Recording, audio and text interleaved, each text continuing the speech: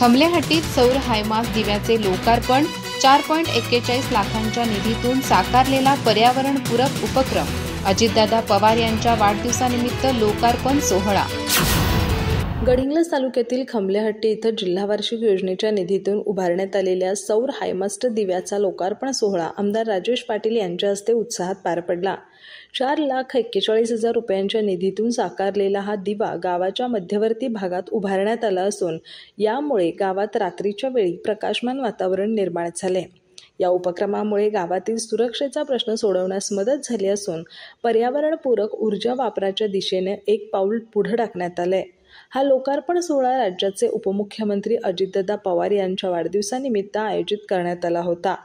विकासदिनी विकासाची भेट या संकल्पनेतून गावात दिवा प्रज्वलित करत विकासाचे प्रतीक उभं राहिलं असं आमदार पाटील यांनी सांगितलं.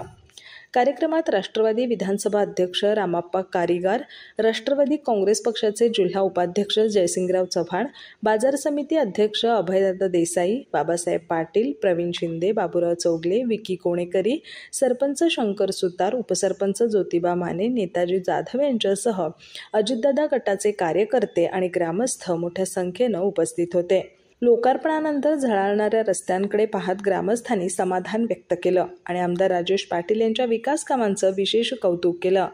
गावातील हा चिरस्मरणीय दिवस एक प्रकाशमय पर्व ठरला. अधिक माहिती आणि ताज्या घडामोडींसाठी आजच आमचे चॅनल सबस्क्राईब करा.